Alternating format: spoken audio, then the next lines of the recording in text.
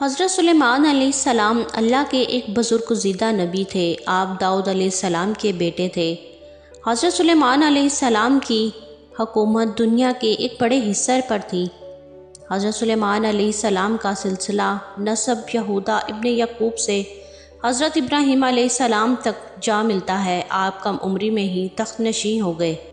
اللہ نے آپ کو داؤد علیہ السلام کی طرح نسب نبوت سے بھی نوازا اور ساتھ ہی وسیع ملک کو سلطنت بھی عطا فرمائی۔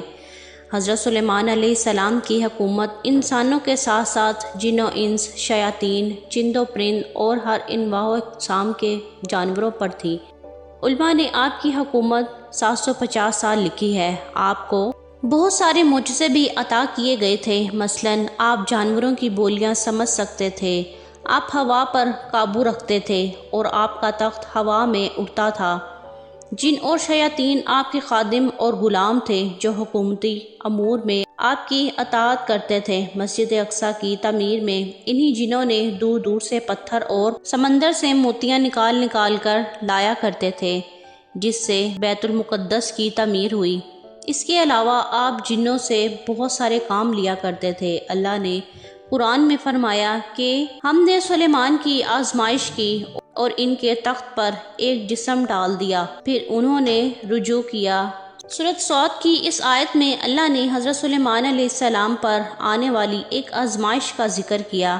علماء مفسرین نے اس آیت کی مختلف تفصیل بیان اور وضاحت کی ہے۔ ایک آراء کے مطابق حضرت سلیمان علیہ السلام کی ایک غفلت کے نتیجے میں آپ کے تخت پر اللہ نے شیاطین کو مسلط کر دیا تھا اور کچھ عرصے کے لیے آپ سے حکومت چھین لی گئی تھی۔ واقعہ یوں ہے کہ ایک دفعہ حضرت سلیمان علیہ السلام نے کسی جزیرے میں واقع ایک شہر سیدون پر حملہ کر دیا، کیونکہ وہاں کے بادشاہ کے فتنوں کے متعلق آپ کو خبر پہنچی تھی۔ اس جنگ میں حضرت سلیمان کے لشکر فتح یاب ہوئی اور اس بادشاہ کو قتل کر دیا گیا۔ مال غنیمت کے طور پر اس بادشاہ کی بیٹی بھی سلیمان علیہ السلام کے سامنے پیش کی گئی، جو مسلمان ہو گئی، لہٰذا آپ نے اس سے نکاح کر لیا۔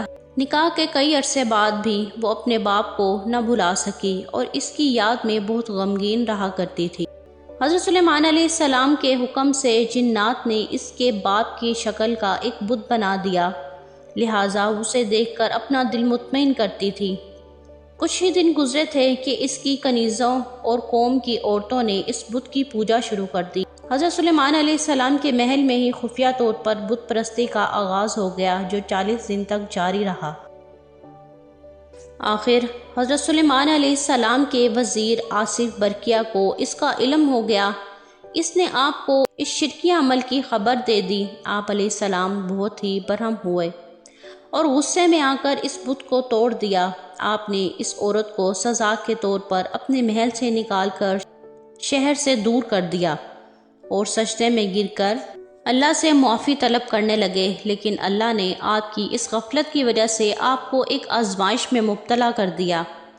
دراصل آپ کے پاس ایک انگوٹھی تھی جس کی وساطت سے آپ جن و انس پر حکومت کیا کرتے تھے۔ ابن عساکر اور امام ہیثمی کی روایتوں کے مطابق وہ انگوٹھی چاندی کی تھی۔ اس کا نگینہ آسمان سے آیا تھا جس میں یاقوت پتھر جڑا ہوا تھا۔ اس انگوٹھی پر اسم اعظم کنندہ تھا اور ایک حدیث کے مطابق اس انگوٹھی پر حضرت محمد صلی اللہ علیہ وسلم کا اسم مبارک بھی لکھا تھا۔ یہ انگوٹھی آپ کے نبوت اور حکمت کی علامت، جس طرح موسیٰ علیہ السلام کا عصا مبارک تھا۔ اس انگوٹھی کے ذریعے آپ امور حکومت بہت ہی اچھے سے چلاتے تھے، اسے آپ کبھی خود سے الگ نہیں کرتے تھے۔ جب آپ قضائے حاجت کے لیے جاتے یا اپنی بیویوں کے پاس جاتے تب ہی اس انگوٹھی کو اتارتے اور اسے اپنی سب سے بھروسے مند کنیز امینہ کے سپرد کر دیتے۔ ایک دن جب آپ قضائے حاجت کے لیے جا رہے تھے تو اس انگوٹھی کو امینہ کے حوالے کیا۔ کچھ دیر بعد ایک شیطان جس کا نام سخر تھا آپ کی شکل میں امینہ کے پاس آیا اور وہ انگوٹھی لے لی۔ انگوٹھی کا اس کے ہاتھ میں آنا تھا کہ حضرت سلیمان علیہ السلام کی ساری طاقت و قوت اور اقتدار اس شیطان کے قبضے میں آ گئی۔ حضرت سلیمان علیہ السلام کو اب کوئی نہ پہچانتا تھا۔ جب آپ لوگوں کو یہ کہتے کہ میں ہی سلیمان بن داؤد ہوں تو لوگ یقین نہ کرتے اور آپ کا مذاق اڑاتے تھے، لہٰذا آپ سمجھ گئے کہ یہ اللہ کی طرف سے آزمائش ہے۔ آپ تخت و تاج چھوڑ کر شہر سے باہر نکل گئے اور روزگار کی تلاش کرنے لگے۔ آپ نے ایک ماہی گیر کے یہاں نوکری کر لی۔ آپ روز اس کے لیے سمندر سے مچھلیاں پکڑ کر لایا کرتے تھے، جس کے بدلے وہ آپ کو 2 مچھلیاں دیا کرتا۔ یہ سلسلہ 40 دن تک رہا، اتنی ہی مدت جتنی آپ کے محل میں بت پرستی ہوئی۔ آخرکار اللہ نے آپ کی توبہ قبول فرما لی۔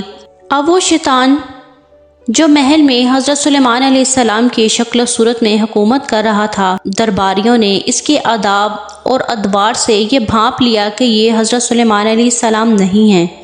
لہٰذا محل میں موجود کلام نے یہ تجویز کی کہ اس کے سامنے توریت پڑھی جائے گی، اگر وہ شیطان ہے تو اسے سن نہ پائے گا۔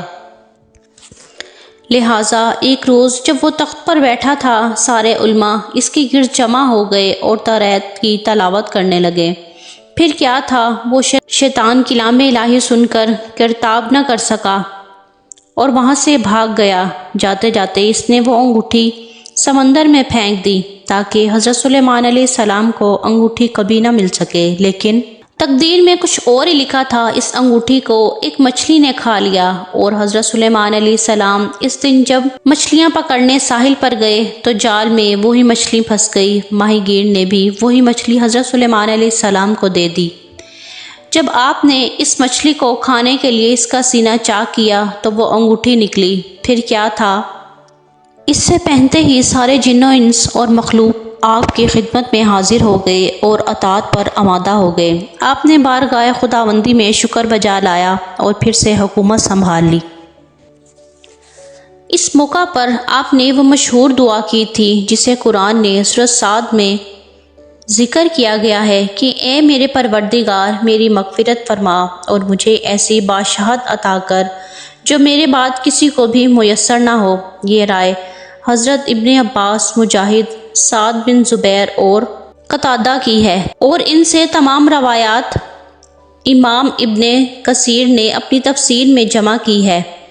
اہل تشیع کے عقائد کے مطابق یہ انگوٹھی بعد میں آنے والے نبیوں کو منتقل ہوئی اور نبی کریم صلی اللہ علیہ وسلم کے ذریعے حضرت علی کو ملی۔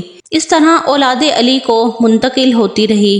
حسین بن موسیٰ بن جعفر کہتے ہیں کہ ایک دن امام رضا علیہ السلام کے ہاتھ میں چاندی کی انگوٹھی دیکھی جو باریک اور نازک تھی۔ میں نے پوچھا، آپ کے جیسا انسان ایسی انگوٹھی پہنتا ہے؟ فرمایا، یہ سلیمان بن داؤد کی انگوٹھی ہے۔